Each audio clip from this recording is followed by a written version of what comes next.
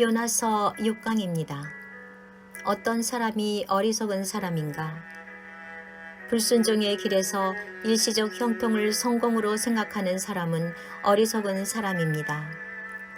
요나서 1장 3절을 보면 요나는 다시스로 가는 배를 타기 위해 욥바 항구로 내려갔습니다. 그런데 욥바 항구에는 마침 다시스로 가는 여객선이 기다리고 있었습니다. 요나의 생각에는 자기가 가고자 하는 길에 처음부터 잘 되어져서 형통이라고 생각했을 것입니다. 왜냐하면 마침 다시스로 가는 배가 있기 때문입니다.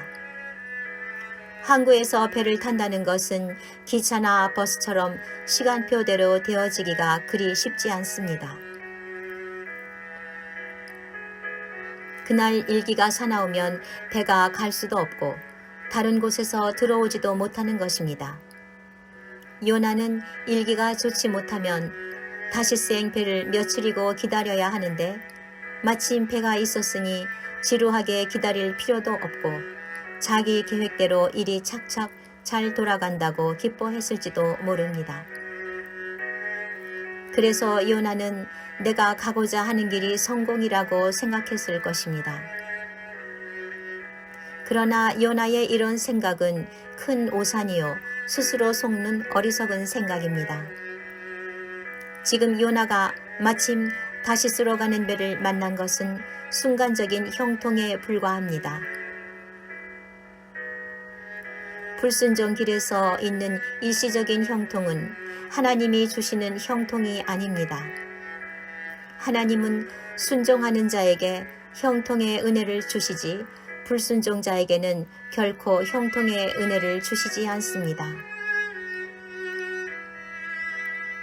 성도들에게 신앙생활을 잘 못하도록 하는 것이 만사 형통과 또한 만사 불통입니다.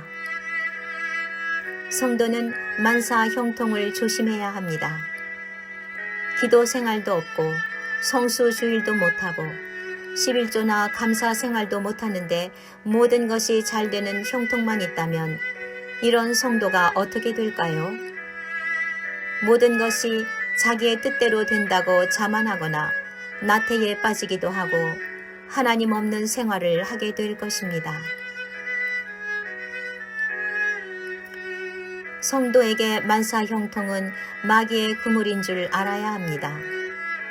성도는 불순종하는데도 무슨 일이 잘 되면 그것이 축복이 아니라 저주로 가는 유혹인 줄 깨달아야 합니다. 하나님을 섬기는 사람이 죄를 짓고 있는데도 하는 일이 형통하다면 이는 복이 아니라 하나님의 징계와 심판이 있을 전주곡입니다. 하나님과 상관이 없이 자기의 수완대로 잘 된다면 이는 불신자들이 잘 되고 잘 사는 것과 같은 부류에 속하는 것입니다. 이것을 복이라고 부러워해서는 결코 안 됩니다.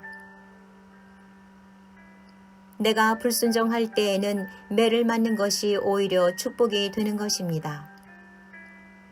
또 반대로 성도에게 만사 불통만 있다면 이것 역시 신앙생활 하기가 힘들 것입니다. 성도가 기도생활 열심히 하고 성수주일도 잘 지키고 11조도 잘 드리지요. 교회에서 헌신적으로 봉사하지요. 그런데 실제적 생활 속에서 되어지는 일이 없고 하는 일마다 실패하고 망하는 일만 계속 일어나고 있다면 이러한 성도는 어떤 생각을 가질까요? 아마도 하나님에 대해 원망하며 또한 하나님이 정말 살아계시는가 의심할 것입니다. 혹시 하나님에 대한 의심은 하지 않는다고 해도 오히려 주님께 순종하는 것이 손해라고 생각하면서 주님께 순종해서 못 사는 것보다 불순종해서 잘 사는 것이 낫겠다는 생각을 가지면서 신앙생활의 기쁨과 즐거움이 없어질 것입니다. 하나님의 백성의 축복은 하나님의 공의가 있다는 데 있습니다. 행한 대로, 심는 대로 거두는 하나님의 공의로움이 내 생활 속에 있는 것이 가장 귀한 축복입니다. 여기에 신앙생활에 즐거움이 있습니다. 주님, 징책을 받지 않는 자는 사생하여 버리운 자인 줄 믿습니다. 우리가 인생을 살아가면서 혹시 실수를 하거나 잠시 주님을 떠나 세상 유혹에 빠질 때 주님의 사랑의 채찍으로 깨닫게 하시고 끝까지 하나님의 뜻을 따라가는 참 제자가 되게 하소서. 그리하여 하나님의 공의와 사랑이 우리 인생을 통하여 나타나게 하소서. 예수님의 이름으로 기도드리옵나이다. 아멘.